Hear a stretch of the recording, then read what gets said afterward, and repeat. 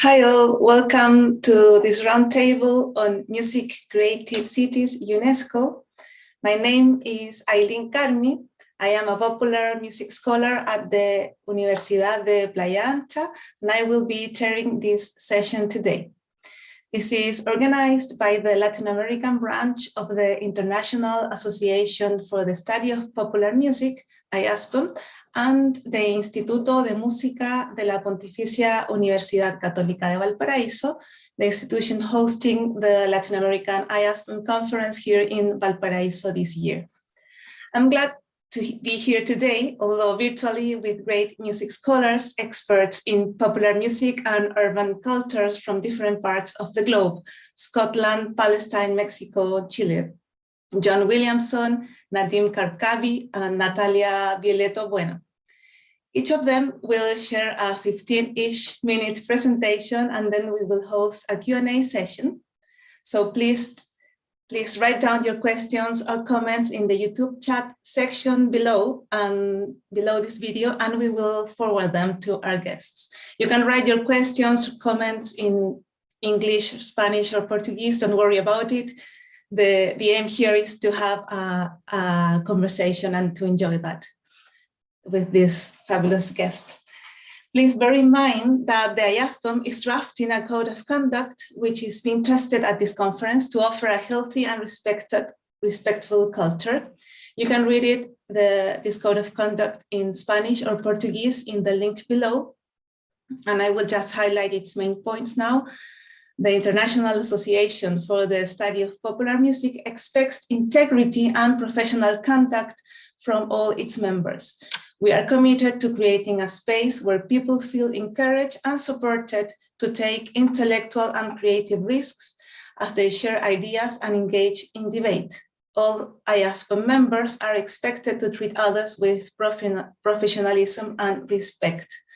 So please follow this code when engaging in conversation, asking questions, and everything here. We are here with John Williamson, who is a lecturer in music at the University of Glasgow, with Natalia Vialetto, who is also a researcher at the Research Center of Arts and Humanities at the Universidad Mayor, and Nadim Karkavi, who is an assistant professor in anthropology at the University of Haifa. We'll start this session with John, then we'll follow Natalia, and then Nadim, and then we are going to share this Q&A session. So I'm going to just introduce John Williamson, who is a lecturer in music at the University of Glasgow, having previously worked as a band manager, journalist, and promoter in the city.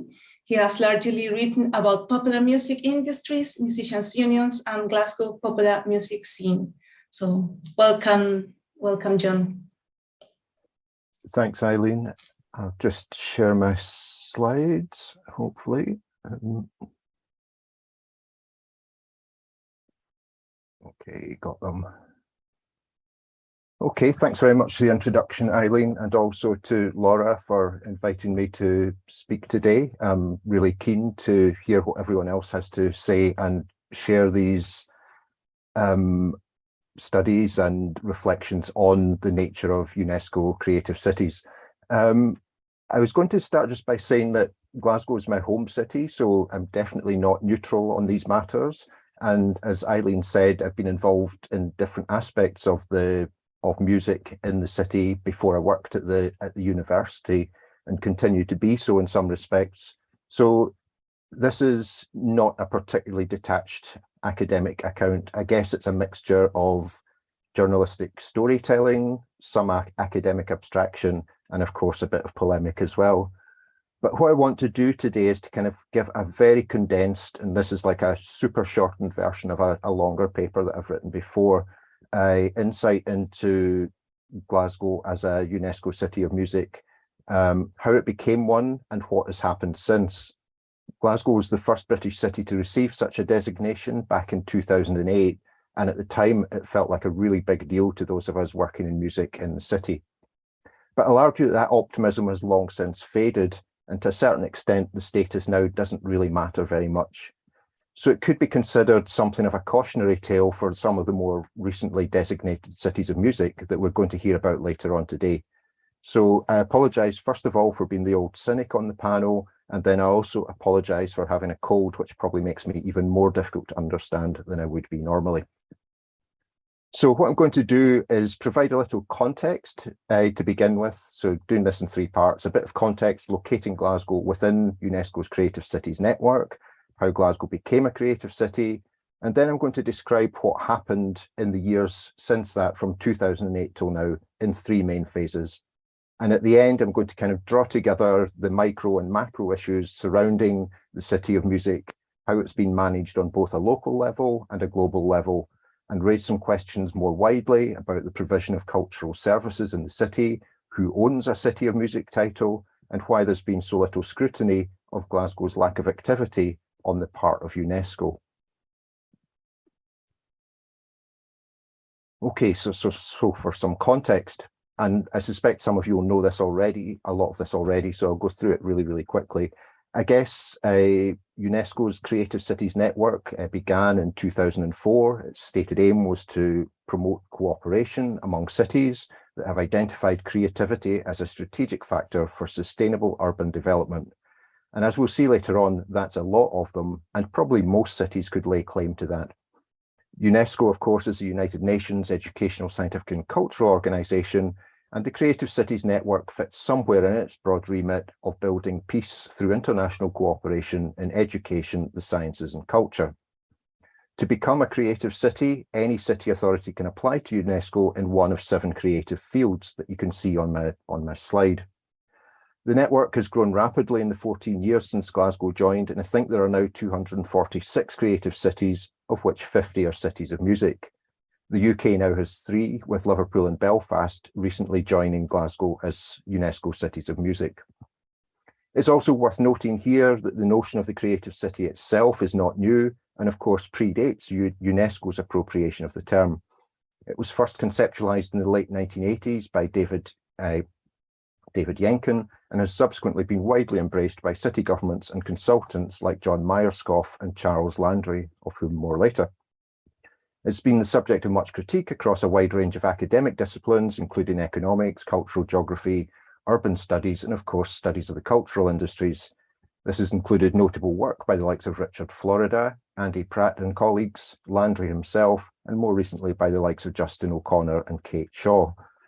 But that's slightly tangential here. The Creative Cities Network can be viewed as the first global attempt to institutionalize and internationalize some of the thinking behind the creative city, notably underpinning the idea that culture can be used as a means of regenerating cities and that the creative industries can add significant value to the economy.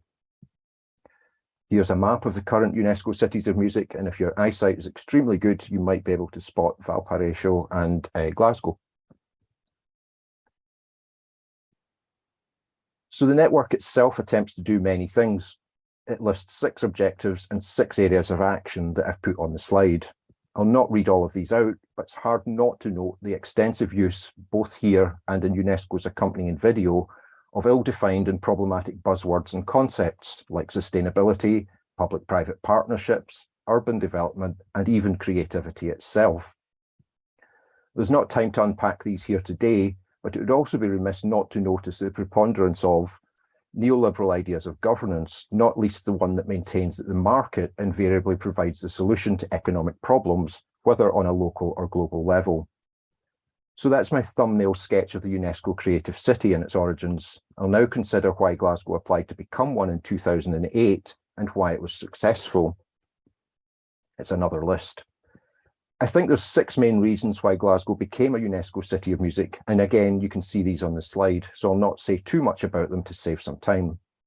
The first is the city itself. It's the 4th largest in the UK, the largest in Scotland, and is often held up as an example of a post-industrial city in the wake of its reinvention after the closure of traditional industries like shipbuilding in the 1970s and 80s. Part of this was Glasgow's spell as European City of Culture in 1990, which is part of an ongoing rebranding process. Since then, it's been a European City of Architecture and Design and has established a reputation for being able to host major events like the Commonwealth Games, the European Championships, and musical events like the MTV Europe Awards. It's currently competing with other British cities to host the Eurovision Song Contest in 2023. So my point here is that Glasgow was already well established within what Andy Pratt calls the loose and often contradictory lexicon that is creative cities by the time it applied for the UNESCO status. The second is the city's music pedigree, i.e. the reputation of its musicians, venues and audiences, which is much hyped in the media and in some of the bids, but is based on fact to some extent. There was also a great deal of political will and support for Glasgow's application to become a UNESCO city from not just the city council, but also the Scottish government, the tourist agencies, and the UK government. The Prime Minister at the time, Gordon Brown, wrote in support of Glasgow's application as part of the bid. Glasgow also had much experience, as I mentioned before, of applying for such designations and awards, and it spent a lot of money on its bid to become a UNESCO City of Music, with over £60,000 being spent on the bid itself. The final thing I would say is that Glasgow was lucky in its timing. It submitted the bid to UNESCO in June 2008, and the award was approved on the 20th of August in the same year. The speed of the decision may raise some questions, but it represented a final reason for the award: good luck and good timing. This was 3 weeks before the run on the British bank Northern Rock, and just 2 months before the government had to bail out the British banking sector, the global economic crash, in other words. So Glasgow was judged to fulfil the criteria required to become a UNESCO creative city, which included things like having recognised musical creation and activity, experience in hosting musical festivals, as well as promoting the music industry and having evidence of musical educational activities. It all looked good at the start, so I'll now say a bit about what's happened since 2008. In these 14 years, I'll kind of break down the activity into 3 phases and give a quick synopsis of what happened in each. After the award was made and a director, Louise Mitchell, was appointed to run a newly formed charitable organisation, Glasgow UNESCO City of Music. This set up some relatively high-profile projects and events, like an online radio station, a series of talks with composers, and some specially commissioned work like that by the composer Bill Fontana, which was intended to be the first of a series of Glasgow commissions. Considerable development of the Glasgow UNESCO City of Music brand was also undertaken, with the development of a website, social media channels, and also traditional media like street posters. This was all done thanks to regular streams of income, almost all of which came from the public sector. Accounts for the organisation showed that in 2011 it received £120,000 in grant funding and £150,000 the following year. At least initially, there was no doubt that outwardly and in general terms, the UNESCO City of Music was fulfilling the broad aims and objectives set out in the bid document. But by the end of 2012, the first indications of trouble ahead could be found in the company's annual report, which lamented the very difficult financial circumstances. Mitchell's spell as director was also short-lived, and she'd been replaced by Sven Brown, a member of the original bid team, just a year after her appointment. The companies set up to run the City of Music ceased trading in 2012 and were officially wound up in 2014. This was part of a wider reorganisation and cost-cutting exercise within Glasgow's cultural provision that had been going on since before the UNESCO status was conferred. Involved a partial privatisation of the council's cultural services based on the formation of a new arm's-length organisation called Glasgow Life that is wholly owned and predominantly funded by the City Council, but set up in such a way as to allow more involvement of the private sector. So Glasgow Life took ownership of the City of Music brand, and Brown was then appointed as their Director of Music, a job in which managing the City of Music events was only part of his wider remit across the city's venues. With these changes, it was clear that the operation around the UNESCO City of Music was being significantly contracted. However, it was still able to produce a few highly visible events, partly the fulfilment of previous financial commitments, and also because of an ability to tap into funds connected with Glasgow's hosting of the Commonwealth Games in 2014. So by the end of this second phase, the City of Music was still able to make good on some of its bid promises for at least another year or so. But by the time the Games left town in 2014, there was, to put not too fine a point on it, no money left in the pot, and no organisation behind the title. With a few exceptions, little has been heard of it since. In 2015, a previously commissioned book by the journalist Kate Mollison called Dear Green Sounds was published under the UNESCO City Music banner, and more recently one of our PhD students, Richie Carey, was appointed the first and so far only UNESCO City of Music artist in residence. Occasionally the City of Music brand has been attached to other events and awards, but these are all things that arguably would have happened regardless. Elsewhere, the City of Music brand is largely dormant. Its website domain name expired and was picked up by a French blogger. It has little to no web presence beside a couple of pages and a few blog posts on the Glasgow Life site. The radio station events and industry database and the other high-profile events promised in the bid are either long gone, non-existent, or largely forgotten. In 2016, Brown was replaced as the contact point for the City of Music by Dave Lang, who had an even more extensive portfolio as the head of arts, music and cultural venues at Glasgow Life. Much of this contraction in scope and ambition is simply down to finance. The City of Music now only has one source of income, which is the City Council's integrated grant scheme, from which it receives £30,000 a year. It's a far cry from the annual budget of not less than £150,000 a year, promised by the Council's then Chief Executive, George Black, at the time of the bid.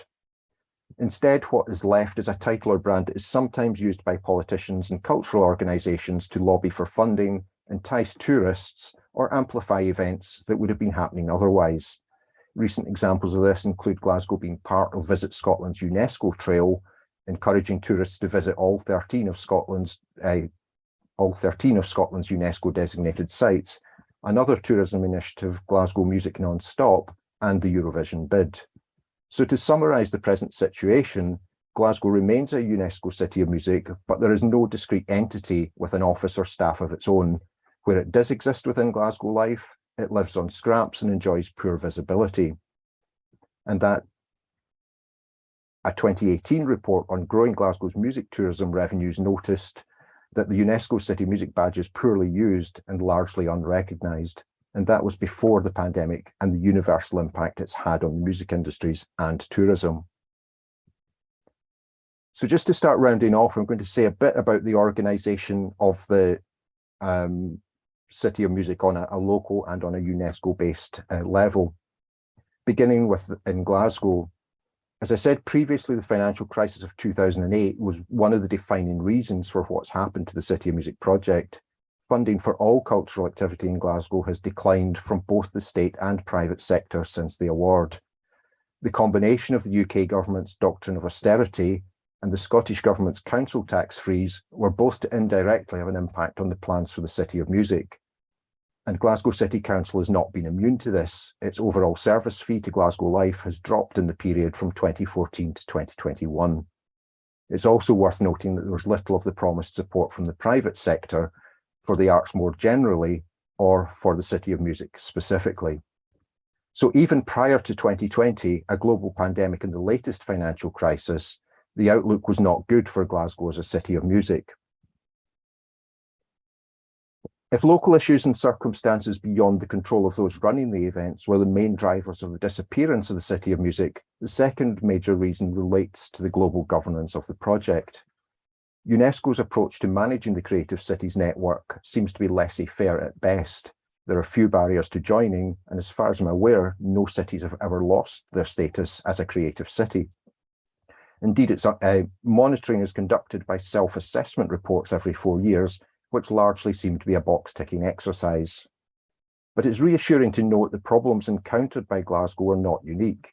A report by Charles Landry for UNESCO noted that across the creative cities, many have not been able to make the most of the opportunities afforded them, and regretfully, a number have let things drift. For this, he also notes reasons of finance, noting the disparity in resources between the different cities that have been awarded creative city status. He makes a few other opposite observations in his report, also noting that UNESCO is more used to dealing with nation states and not cities, and that the cities will not bear their real weaknesses in their public self-evaluation reports, instead using them for self-marketing. So it's something of a relief to note the problems of organising and managing a UNESCO creative city are not specific to Glasgow and that UNESCO is aware of this. And while it would be wrong to place blame for its failings on the individuals who have fronted the City of Music, it does raise questions about how the organisations involved operate and why this has been allowed to happen. And I'll address this in my conclusion. Here I will consider four main interconnected problems that I consider to be part of Glasgow's tenure as a City of Music, which I would advise other newer music cities to look out for, although I guess all the experiences are going to be quite different. The first is hyperbole in and around the original application, which in Glasgow's case set aspirations and outcomes that were at best optimistic and at worst completely unrealistic. For example, the original bid claimed that Glasgow City of Music would be the kind of organisation within the city that had not been seen before in the UK. The second relates to the nature of the discourse around the City of Music among its key stakeholders, which I would say is characterised by a mixture of apathy and an indifference to how things really are. Glasgow would do well to heed Charles Landry's advice to anticipate and report a degree of failure within the course of innovative urban practice and to even legitimate it. Instead, the self-evaluation reports tend to be valedictory and triumphant in tone. This relates to a third point about a lack of reflexivity and transparency, which also raises questions as to who owns a City of Music. In its initial formulations, the board's trustees and ambassadors meant there was a connection with Glasgow-based music organisations, businesses and musicians. But these were somewhat sidelined when Glasgow Life took charge, and both the creative and financial aspects of its operations were obscured.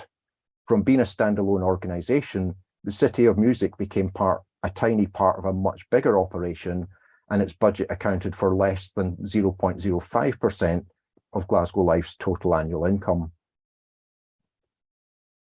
Finally, I think it's worth considering why and how the public, politicians and music community have allowed the City of Music to virtually disappear. And this, of course, is a complete mixture of factors and is quite complex.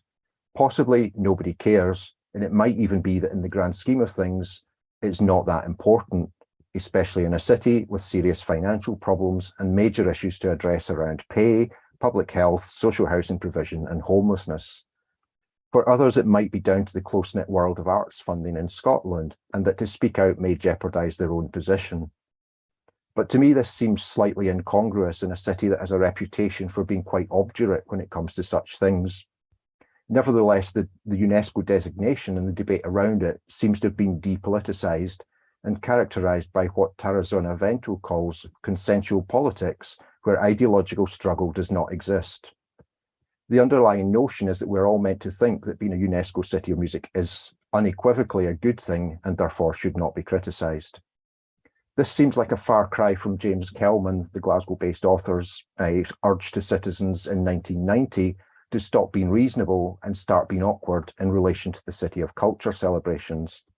And I would argue that it's only if stakeholders in the City of Music start adopting such an approach that it will be possible to reclaim something more from the title of UNESCO City of Music beyond a poorly recognised and misunderstood marketing tag. Thanks for listening. Thank you, John. Thank you very much for your interesting paper. Just a quick reminder to everyone watching this roundtable on YouTube.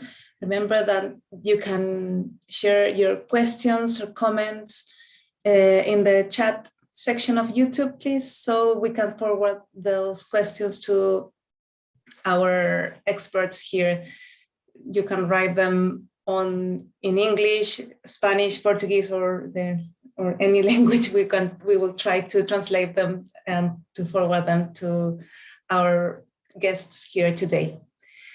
Now I will invite Natalia Vialetto to share her paper. She holds a PhD in musicology and currently works on the Research Center on Arts and Humanities at the Universidad Mayor in Santiago de Chile. She studies urban listening cultures and how oral urban experience shapes subjectivities. And she has largely written about sound cartographies, sound-based social memories, street musicians, and sound in social movements. So please welcome Natalia. Thanks, Eileen, and thanks everybody for being here and agreeing to meet and talk about these issues. I wouldn't consider myself an expert on the particular topic of music creative cities. However, I've done studies on the relationship between the materiality of a city and musical practices, and most specifically about street music. And therefore, I have broadly studied the impact of tourism in mostly in Mexican cities, and that's why I thought it would be interesting to broad about the issue of the relationship between music making tourism and the denomination of UNESCO's, not necessarily the music creative cities, but also heritage, World Heritage, which is also the case of Valparaiso, which has the two denominations now, if I'm not wrong, right? The heritage side, the World Heritage side, and the music creative cities. So I will talk about those dynamics and interactions. So as I mentioned, my interest is to talk about this, the relationship between tangible and intangible heritage, specifically architectural heritage, and extensively on the relationship between the material and the symbolic, or else how the material aspects of a city, most specifically the so-called architectural heritage, relates to music making and vice versa, how music making can transform a city materially, and how these denominations granted by the UNESCO impact, in fact, people's capacity to use the public space for music. Not only the public space, but I am more interested in the public space, as well as other artistic practices.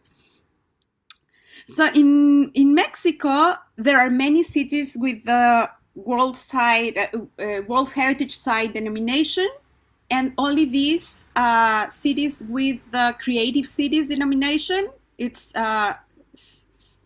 7 of them: Ensenada, Guadalajara, Morelia, Ciudad de México, San Cristóbal de las Casas, Puebla, and most recently Querétaro, which obtained it in 2019.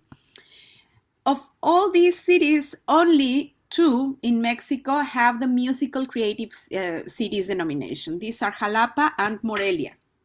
And one would wonder immediately why in a country with so much music making, with such a strong and varied tradition of traditional musics, popular musics that is so well represented by the industry, there is so few cities that hold this denomination, right? And the answer, like very briefly put, is that within the last decade or so, people and musicians, both like local inhabitants and musicians, have resisted other social agents' interests in applying for the denomination. And these social agents are normally tourist agents, government institutions, urban developers, and stakeholders.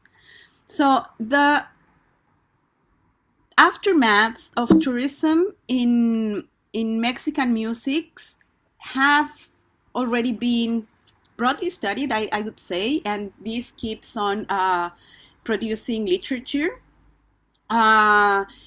because Mexico declared tourism as an axis of economic development since year 2000. And ever since, the effects on music making have been severe, not only on the traditions itself, like themselves, like how music, like let's, for instance, the effects of festivals or the effects of competitions on music making have impacted how people learn, perform, and practice their musics. And this has obviously a lot to do with the touristic gaze, right? So the main concerns are how certain traditional musics that have resisted this transformation by effect of tourism have been displaced, how other new traditions have been invented to satisfy the desire for certain forms of performances, how musics have been commodified, and what has been the social impact of all these dynamics around music and the cities. Of course, this has to do with competition between ensembles, between communities, clashes of ideologies, clashes between the different agents. For instance, Georgina Flores Mercado, one of the co-editors of this book, investigated about the Pirecua and how it resisted, or the musicians and the people singing and playing traditionally the Pirecua, a traditional musical song in Purepecha language. They did not want to obtain the declaratory of heritage, like heritage music, because they were not interested in fixating it as a tradition, and rather it was restaurant owners and urban planners who were actually filing for the denomination. So that's one just brief example, but this has happened throughout the country with many other musical genres and with many other cities, right? So revising literature on this problem, I revised this Adam Krim's article, and I thought these questions rightfully interpolated the cases of Mexico that I've observed. Since the nomination itself puts an alert, right? As as John was saying, like a cautionary tale or a cautionary red flag on what it means, for example, to be creative. How can you be more, or a city for the matter, how can a city be more or less creative? And this entails a lot of infrastructure, right? And institutional infrastructure, material like venues where music is performed. And that already has a bias against certain musics that are not traditionally played in venues, right? Also, to what extent the category, as an analytical category of musical scene, has permeated understandings of creativity or musical creativity in a city. And Kreams makes this differentiation between how music normally takes place in like formal venues and informal settings. And as I mentioned before, I have studied broadly music making in the streets, and that is a strong source of creativity. But with these denominations, street music has faced severe difficulties to happen in the way it took place before the denomination's craze, right? And something else that Krim says is how music making is codependent on social relations. The stronger the social bonds are, the more music making is there in either format, in formal venues or in informal venues. So if we have that these denominations are causing these social clashes, then that is directly affecting the music and thus the creativity. But I will just talk about a case that I studied for 2 years in Guanajuato, and explain some aspects about it, so that at the end we can discuss briefly about the case of Valparaíso, since this is the city where our conference is being held. So let me just change my slides to the other presentation, and I will first start saying that Guanajuato, can you see now the new slides?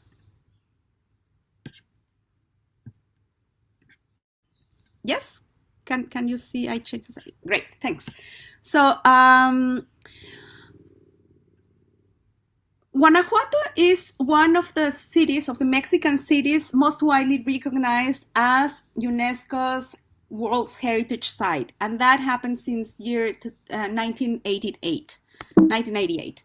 And what this has meant for the city is that urban planning has revolved around the denomination and about its cultural legacy as a cultural city based on whose imaginaries are based around the golden age of Hispanic literature.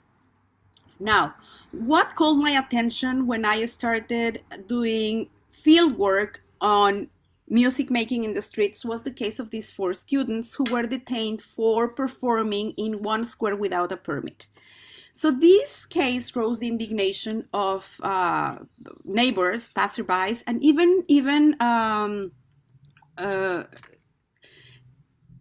what you call locatarios, the people who own stores around the square. And they actually paid for the fine to free these 4 students. In the picture, you can see only 2 of them, but they were 4 students. And interestingly, I had the chance later on to interview Isaías Mora, who is the one I am pointing here in the picture, and I asked him because he's a political science student. So I asked him if his political views had anything to do with his detention, and he said, "Oh no, by no means. Like the problem is that I don't play in Estudiantina. I don't play the rondalla repertory, and I don't play in the callejoneada. I play a different genre that it's called son jarocho, a different music genre, and that is why I was like our playing in the streets was so questioned by authorities, right? So I explore into that vein in inquiring him and the community what it meant for Guanajuato's people, the legitimacy of this other musical practice called, let me just jumped into that one, into that Estudiantinas expression, and how it is connected to the cultural legacies of this particular town or city and its relationship with tourism. So as I mentioned before, why street music and not formal venues, which is something that UNESCO has particularly pay attention to? Well, I think street music offers alternatives for saturated cities where musical repertories have become stagnant. So like, let's say if we, the case we all know very well is the Beatles and Liverpool, isn't that right? Or jazz and New Orleans, that association between a particular city and a particular music genre. So if you look into into street music, that tends to be much more dynamic, and the repertories played in the streets are much more varied. Also, street music offers a musical experience to the diverse audiences at little to no cost, and that was my interest to see how it empowers people, like locals, to actually be more creative in aspects that are not necessarily for commodification. It contributes to building local identity by activating discourses and collective memories, and that is also, as I later found out, it also has an impact on how people build space hierarchies and attachment to space rather than the official hotspots or touristic hotspots, right? So that also mobilizes affects around certain marginal or peripheral spaces in the cities. And happening at public space, street music propitiates unique sociability patterns, allowing specific social interactions that are not normally held in formal venues. Right. I will not talk about that particular research question or anything, but I just want to see how, to present here how the cultural legacies of this particular city directly impact music making in the streets and people's actual capacity to use the public space. People in general, not only musicians, but how people have been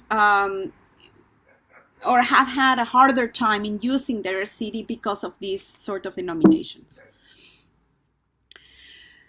So yeah, as I mentioned, Guanajuato is heritage city since 1988. It's a small city with like barely 680,000 inhabitants.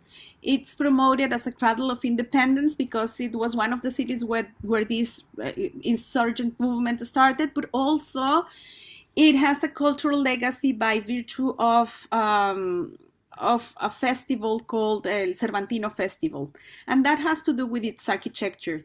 It's a very it was the mining trust of the New Spain during centuries 17 and 18, and then it keeps some of its grandeur, its architectural grandeur. It's very colorful, and it's charming in many ways. It has a lot of these squares that are very inviting for performers, not only musicians, but also actors, actresses, clowns, and like performing artists to use the street for that purposes. And that's why an annual festival takes place every October. The Cervantino Festival takes place attracting international visitors around the figure of El Quijote de la Mancha, this character of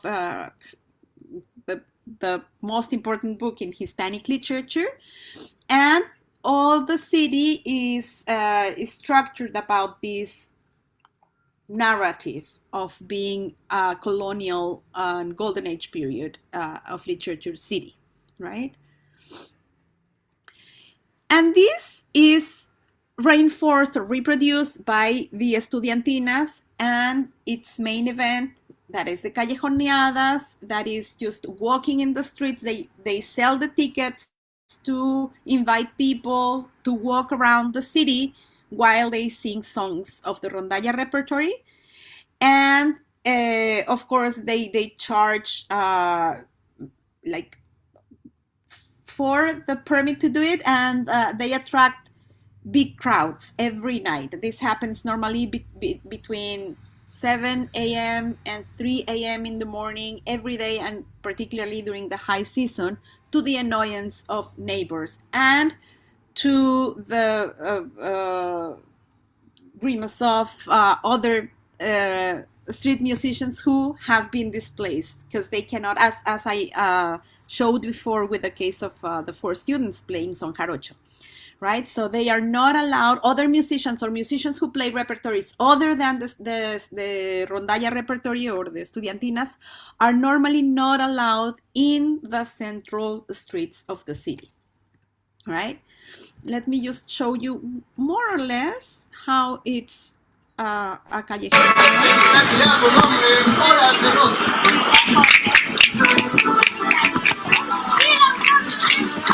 Hombres se van a acompañar con un coro que dice ojos azules, ¿cómo dice hombre? Ojos azules. Ahora que se le la barba, échale ganas. Ojos azules. Ojos azules. Como hombre. El que quiera su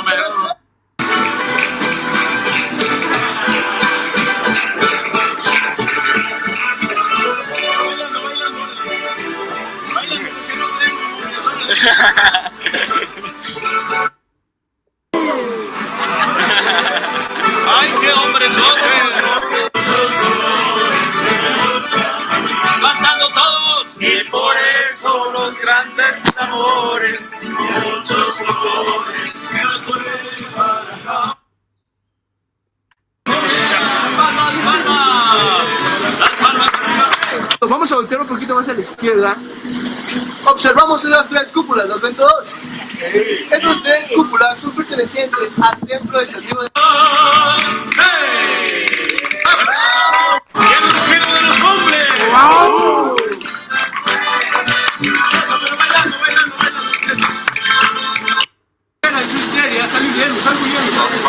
Okay, so I think this gives you an idea of how the event is and where it takes place and what is the dynamics.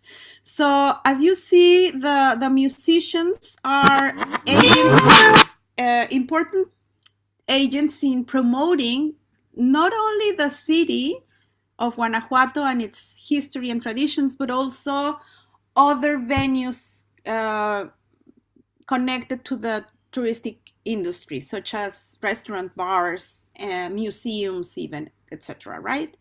So, as I said before, this increasingly, and as the estudiantinas have become much more successful among tourists, the neighbors have suffered the consequences, right? As you see, sometimes they sing right by the window of whoever lives there. And when I interviewed the neighbors, they complained about the listening to the very same repertory night after night, not once, but even 3 or 4 times, right? And as you said, like the students in that city said, like, well, the thing is that we cannot play any other music. If we want to play other music, we have to go to other peripheral areas. And that is in fact what has happened over the past 10 years. If locals want to use their city for music making, they have relocated their practices, and they have reinvigorating the repertories. But since 2 years ago, and this is right after the pandemics, in which the fluxes of tourism of tourists, international tourists, were reduced, people found a new opportunity to use their city in the way they always expected.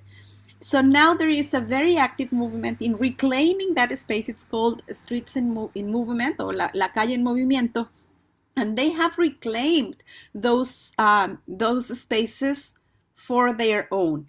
And they have rejected to, like, for instance, applying for Music Creative Cities denomination is out of the question in Guanajuato, because they have already, first, because they don't need it, and secondly, because they know what are the aftermaths already.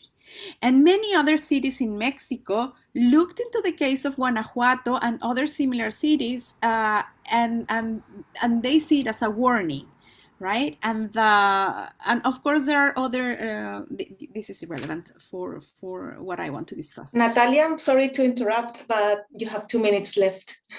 I'm done. I'm just saying, like, in other cities, this also has to do with intersections of ethnicity and race, like how musicians can use the spaces.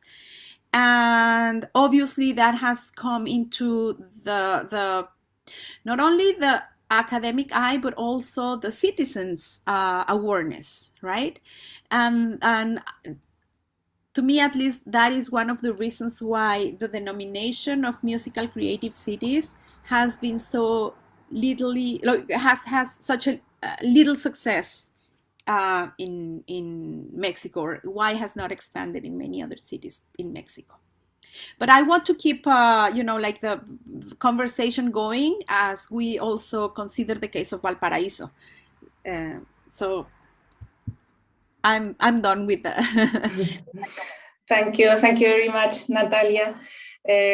I'm sure we'll have plenty of time to talk afterwards in the Q&A, and I'm just warning you that we already have some questions and comments for John and Natalia. So I'm not gonna read them now, but just to know that we need time to talk afterwards, because there are lots of interest.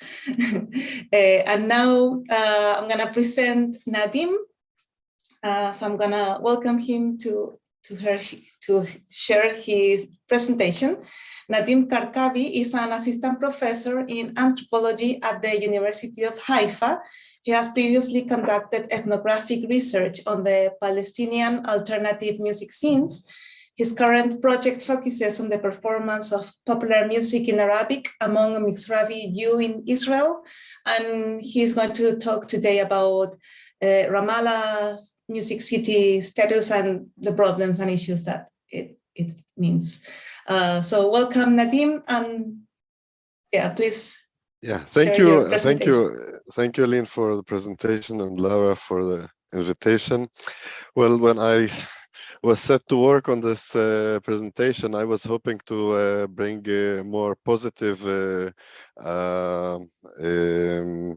information about the Ramallah bid for Creative Cities Network, and they discovered that there has been recent complicated developments in the cultural scene in the city. So I will report on that along my presentation, and we'll start with giving a background about how Ramallah became a Palestinian creative city for music, and then to the current state of affairs. So from a historical perspective, it is hard to think of Ramallah as a leading creative city of Palestine. The cosmopolitan coastal cities of Jaffa and Haifa, and of course the capital, Jerusalem, all have a much greater history of Palestinian urban cultural activities, certainly in the first half of the 20th century, when Palestinian modern nationalism was at its formative period.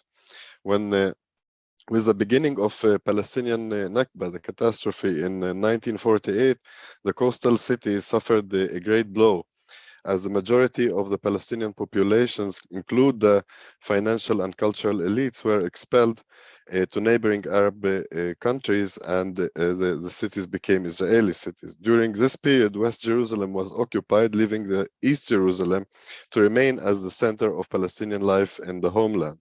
This centrality of Jerusalem was further realized after 1967, even though the city was occupied for the second time by the Israeli forces along with West Bank and Gaza. So united under the Israeli occupation, Palestinians who remained in Israel after 1948, thus called the 48 Palestinians, were able to reconnect with the more recently occupied 67 Palestinians. So these are different names of Palestinians in the homeland.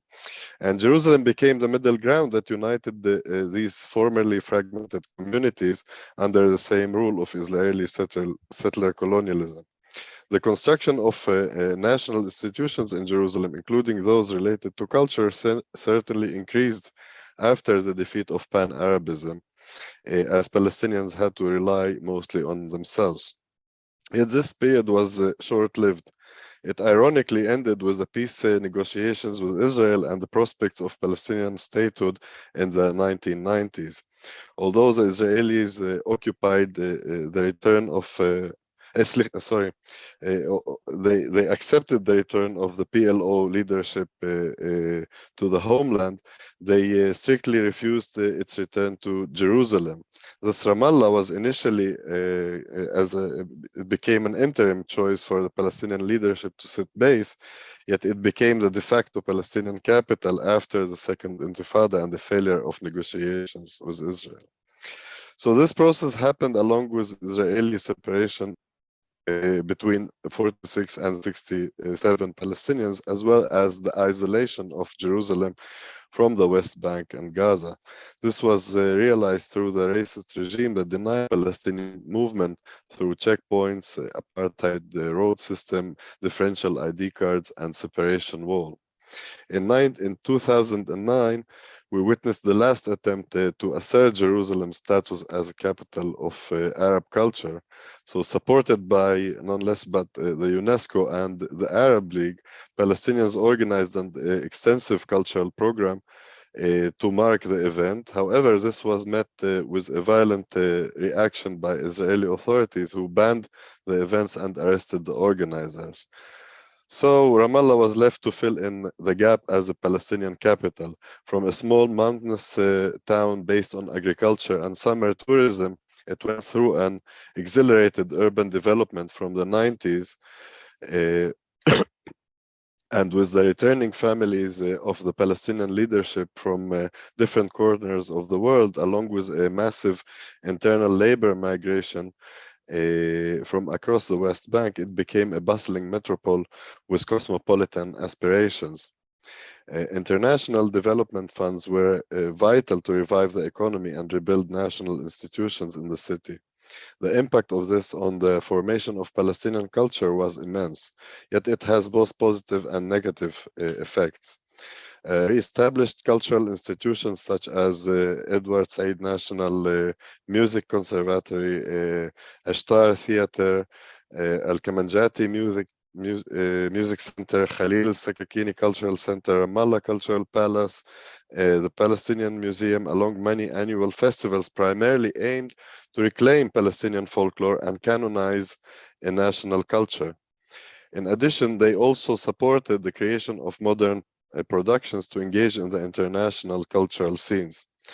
This emerging cultural field included also many skilled 48 Palestinian artists who were looking to express themselves within national institutions that they lacked living in Israel. However, this process also had its limitations.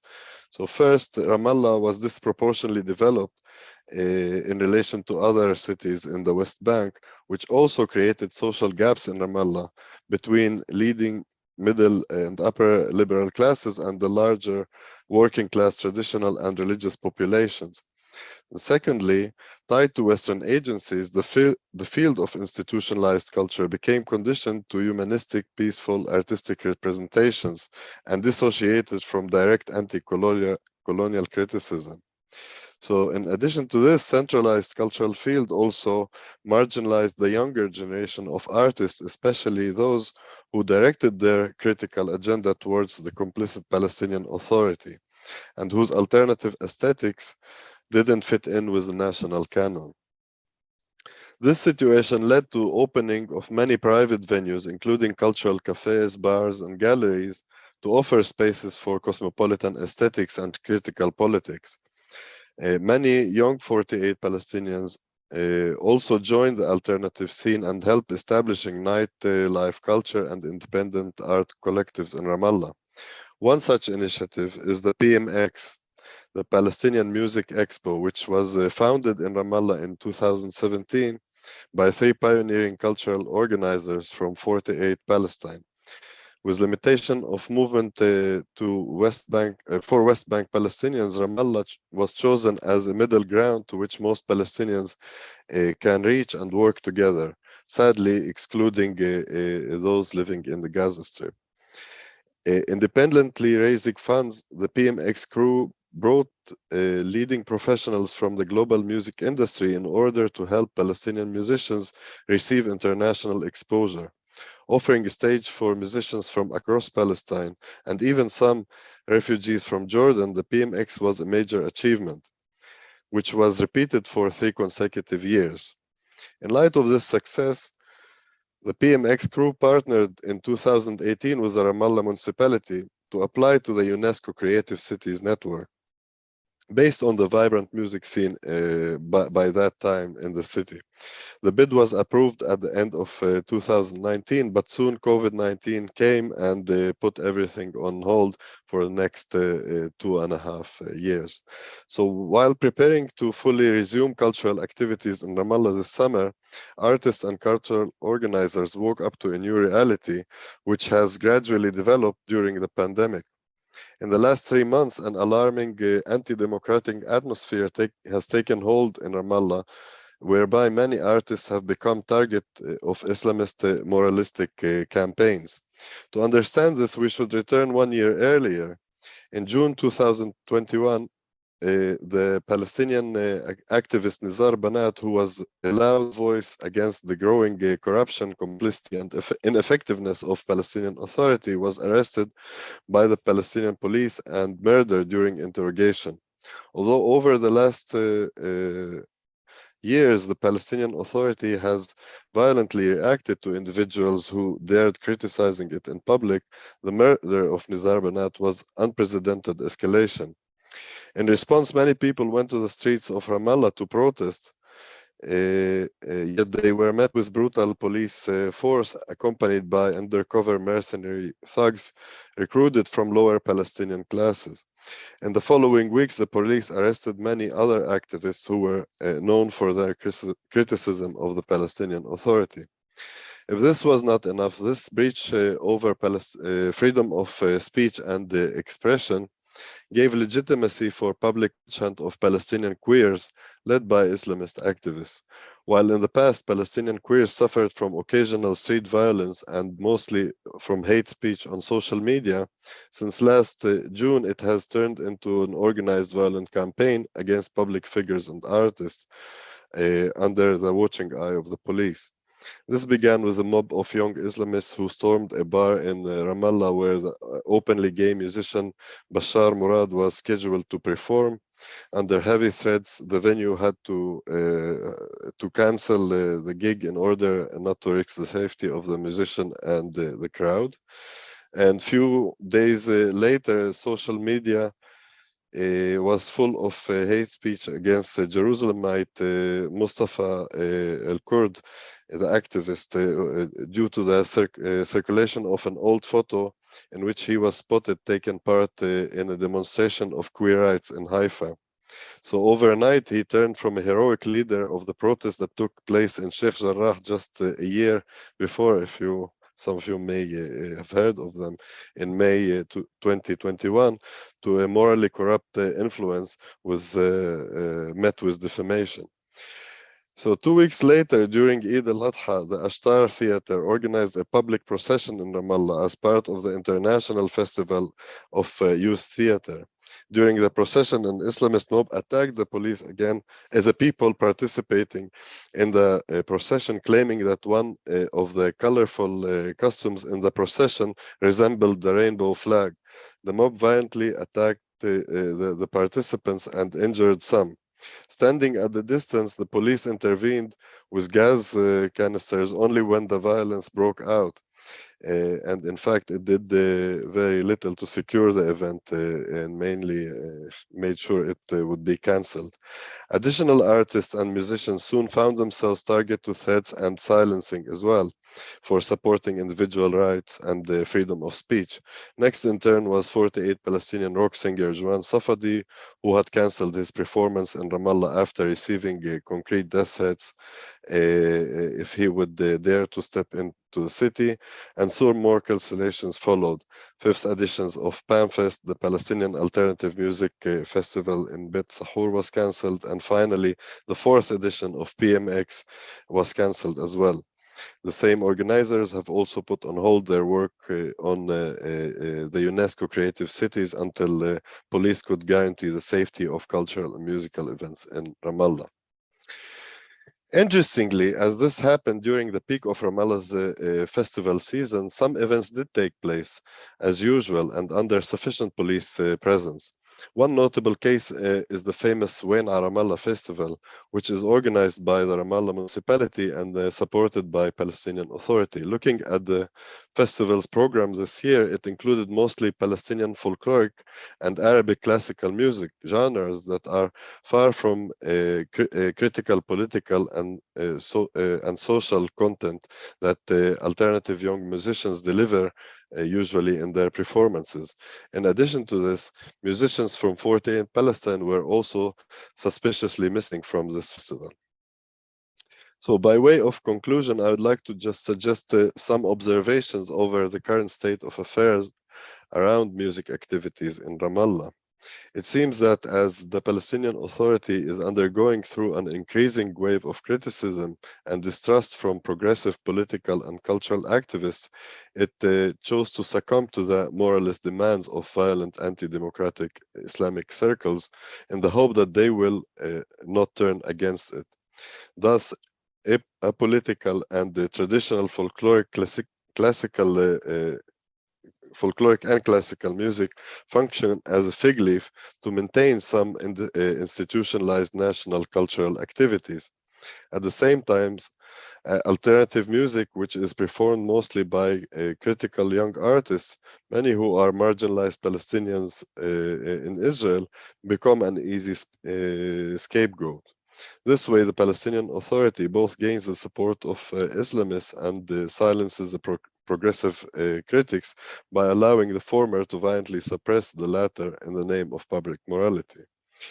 Yet we should consider this conflict not only in relation of religious observance, but also class-based values and aesthetic tastes between urban middle and upper classes and working classes coming mainly from poor refugee camps and peripheral villages. Indeed, international institutions such as UNESCO can and should put pressure on Palestinian Authority to secure the unique cosmopolitan character of cultural tolerance for which Ramallah was recognized as a creative city. However, larger political issues are looming with concern. Corrupt and complicit as the Palestinian Authority is, the approaching day after the departure of current elderly president does not seem particularly promising for artists and musicians, with Hamas getting stronger also in the West Bank. Thank you. Thank you, Nadim, for your very, very interesting paper. I think we all gonna learn a lot with your papers and the discussion. I think at this point, we only have a couple of questions from the public, but we can also make some questions between each other. So I think one of the issues that have highlighted in the questions is the issue of the depoliticization of the award. So that was a question that Jesus Rodriguez from Venezuela asked after John's paper about the issue of the politicization of the award. But I think it's also an issue that personally, while listening to your three papers, highlighted, because it's kind of a transversal issue, I think.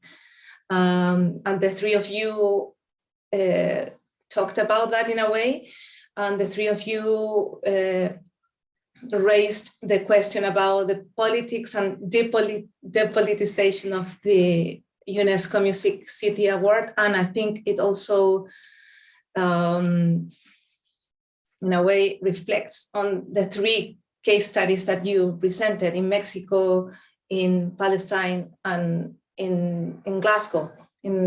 So I just want to forward the question that Jesus Rodriguez asked to John, that he said, just to open the mic, he asked that John mentioned the issue of depoliticization of the award, and he asks, who can apply to this award? And I guess he also wanted you to expand a little bit about the issue of depoliticization as one of the interconnected issues that challenge the denomination of UNESCO Music Cities. So we can start with that, and then we make other questions. Yeah.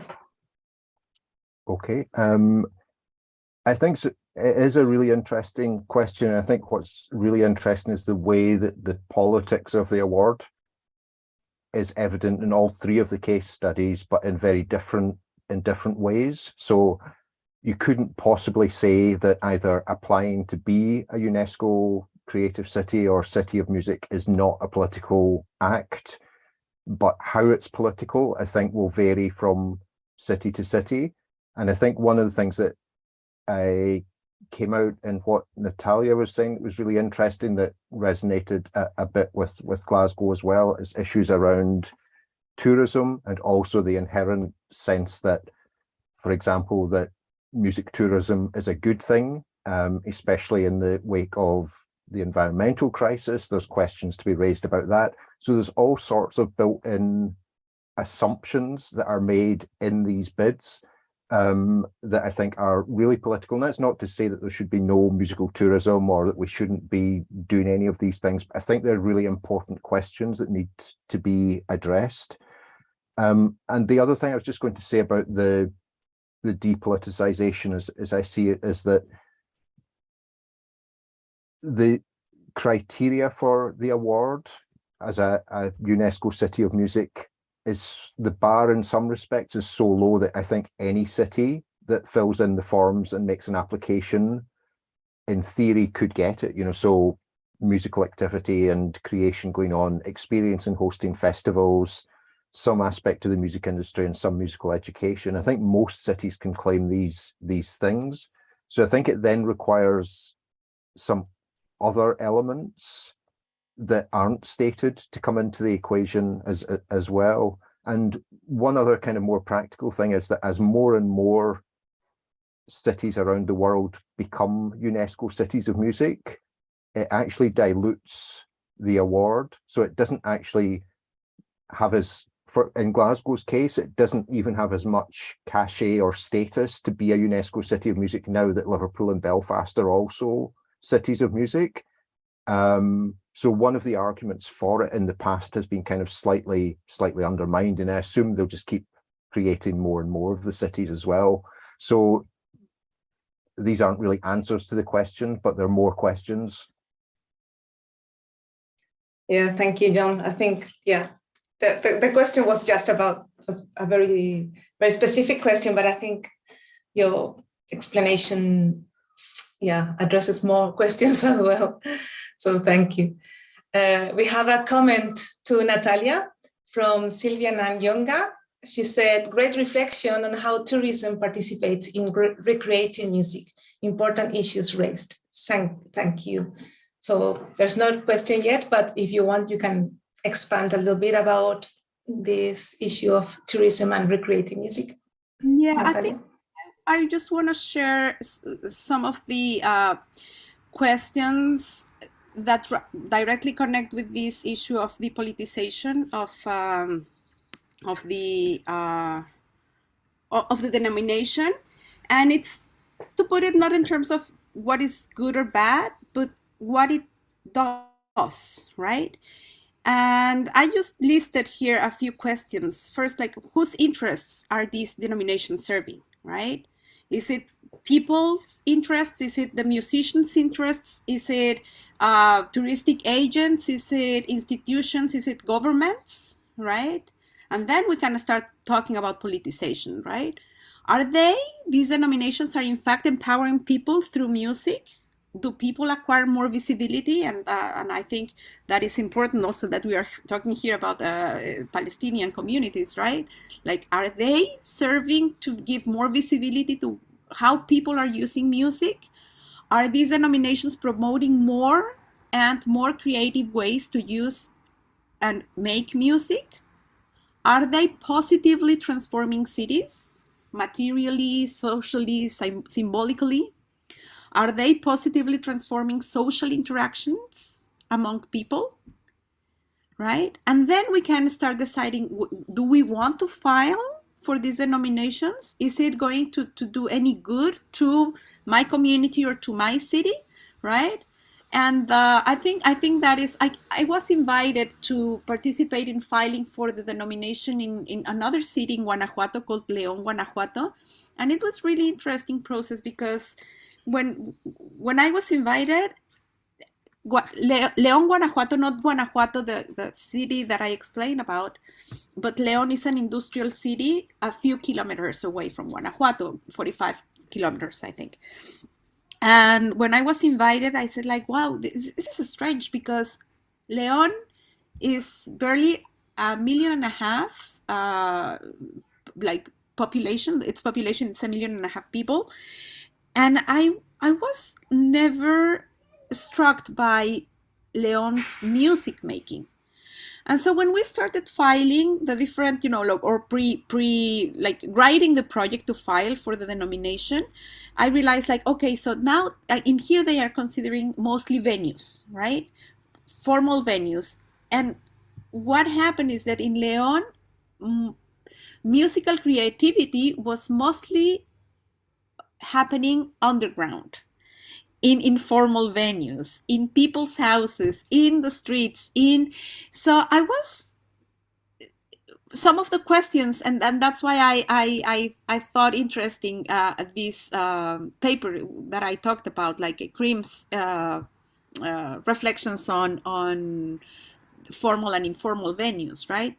To what extent these denominations seek after institutionalizing musical practices, or commodifying through venues and other forms of commodification. But I will stop here just by, asking these questions to the audience and to my other colleagues. Thank you, Natalia. Yeah, we have now lots of questions.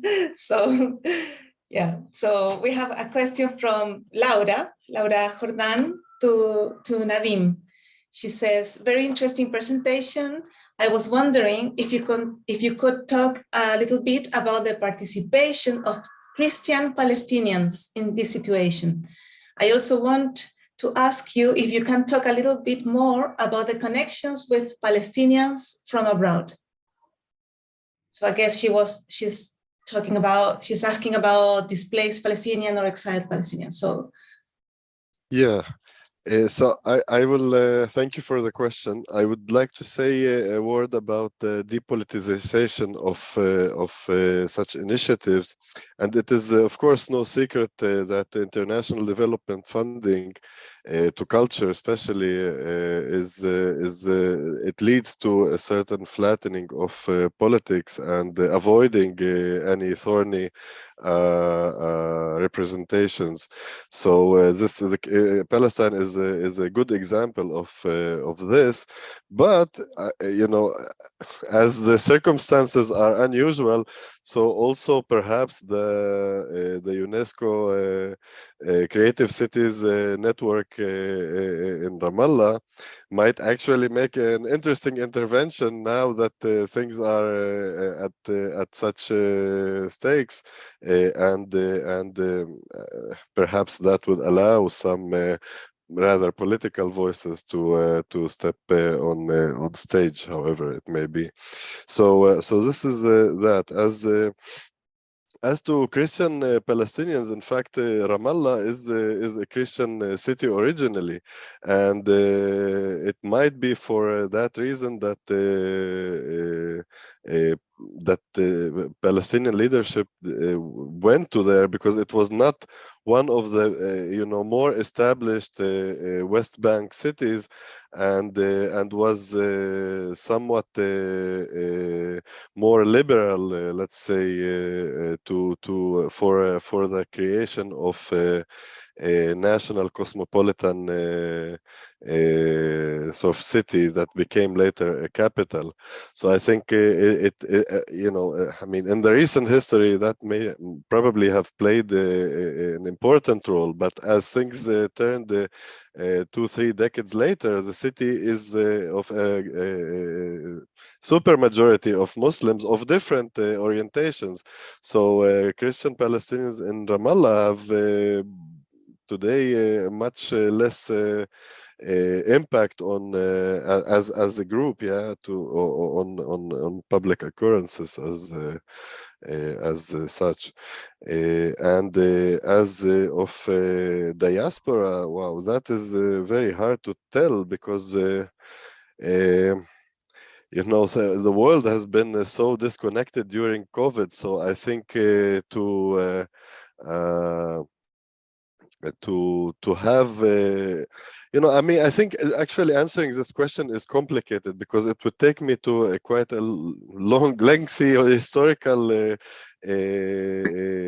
conversation to explain how Palestinian diasporas, and especially the Chilean one, was disconnected from Palestine politically, starting from the mandate period until today. And it is interesting that the younger generation is trying again to reestablishing its connections, and even that is not going that easy because of the Israeli occupation of Palestine.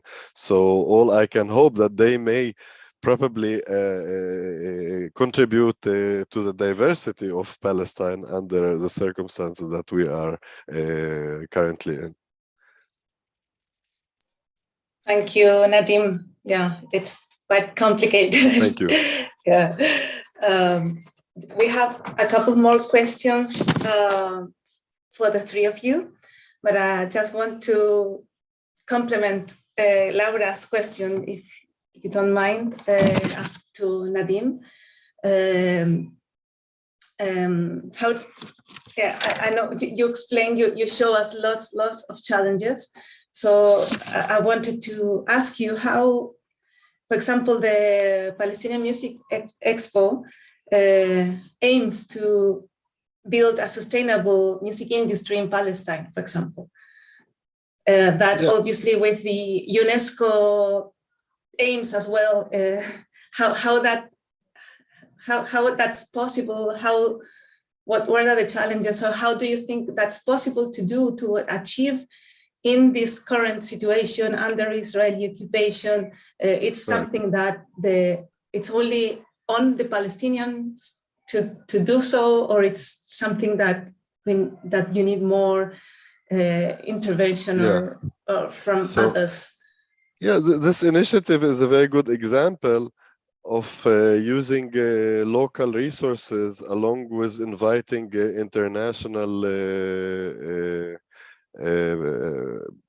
organizers and people who are from the industry in order to work together and develop the local scene. But this is also a one organization out of few that have been working very hard for the last 2 decades to establish, to expand the music scenes into new genres and new crowds and establish new audiences.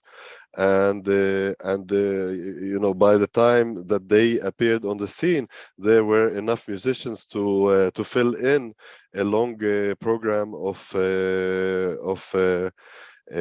musicians to perform and to be ready to also make it abroad. So so this is definitely a good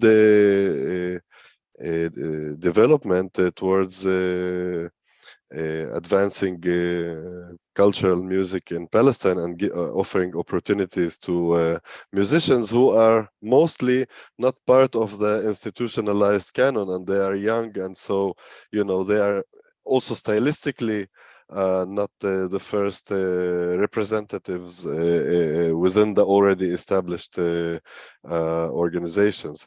So so probably, I mean, as they have seen their vision from PMX, they were thinking of the Ramallah as a creative city to also expand the opportunities to such musicians and styles in the city that didn't receive enough attention. Thank you, Nadim. We have 2 questions, kind of general questions for the 3 of you. So I'm going to read them, the both of them, and then I will pass the mic for each of you. One of the questions is from Beatriz Gubert. She says, thanks for the amazing papers. I want to ask the presenters how and if the 3 cases resemble the experience of other UNESCO cities of music. And the other question is from Felipe Trota. He says, hi all, thanks for the talks. It seems that the musical city label is not effective in raising music practices. Apart the successful beginning of Glasgow, could we say that it is an empty label? So I don't know if you want to go in the same order, John, Natalia, Nadim, or as you just want. So the first question, just to remind you, how and if the 3 cases resemble the experience of other UNESCO cities of music, and the second one about, it seems that the musical city label is not effective in raising music practices. Apart the successful beginning of Glasgow, could we say that it is an empty label?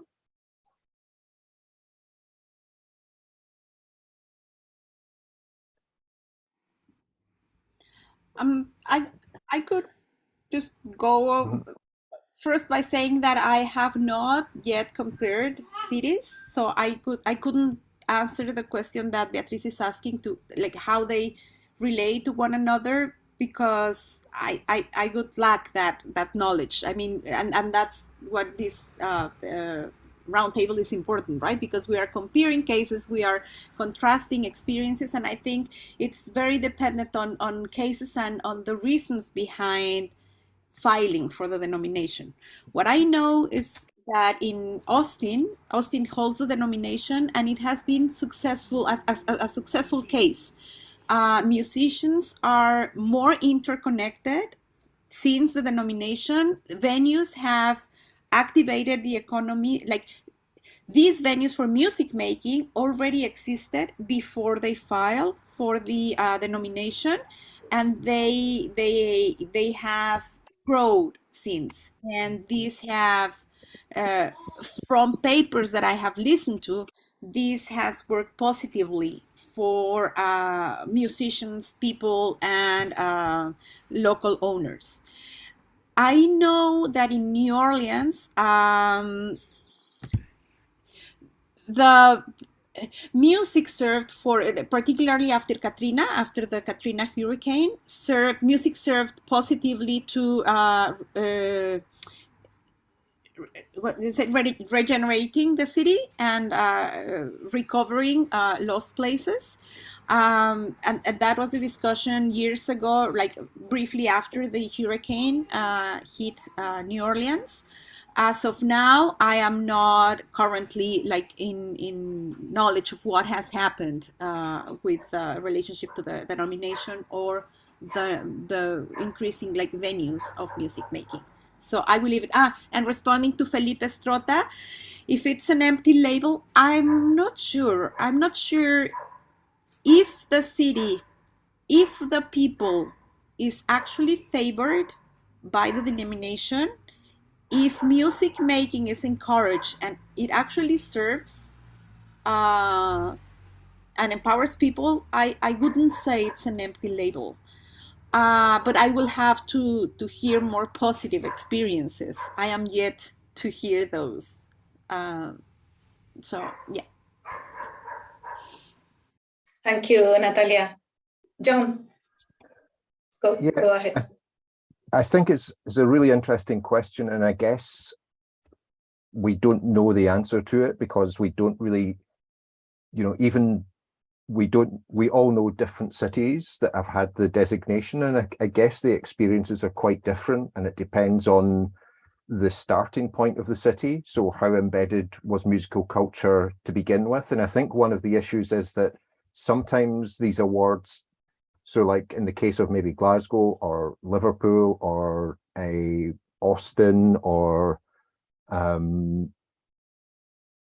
think of other cities. I'm trying to look at my list from here, but the font's too small. Bogota possibly as an example as well.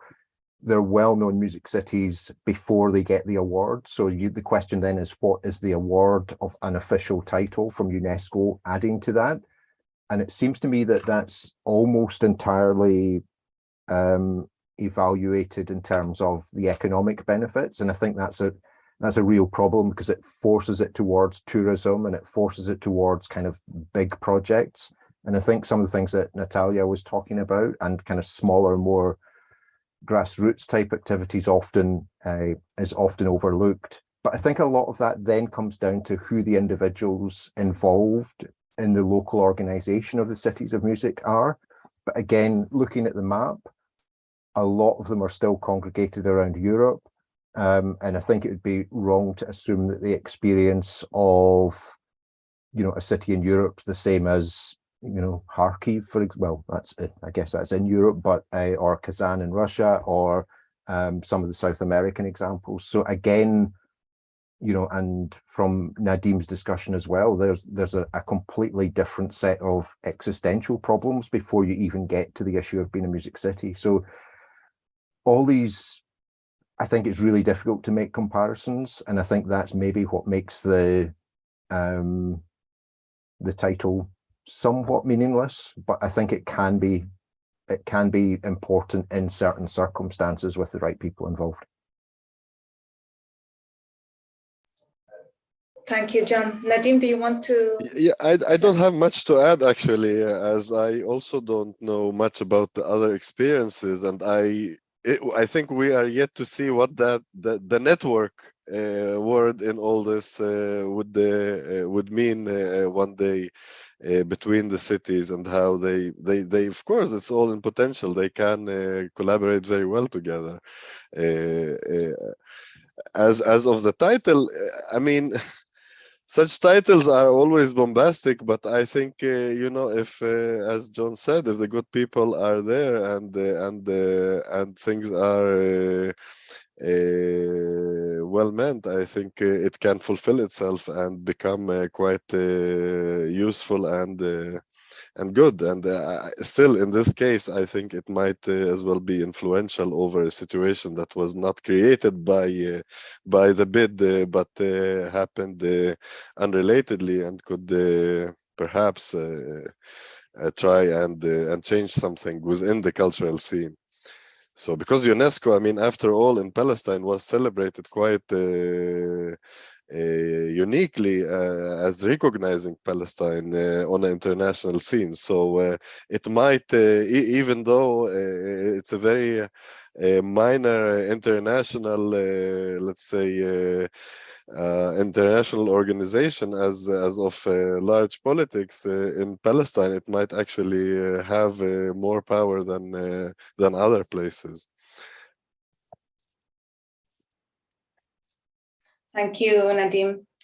Well, I think we are getting we are only just 2 minutes to finish this session. So I want to really thank you for your interesting papers, for this very fruitful conversation. Also, I want to thank the public that was watching this video and sending questions and comments as well, so we didn't feel too alone in this online session. So thank you very much. And also I want to invite you to the second roundtable that the IASPON conference is holding.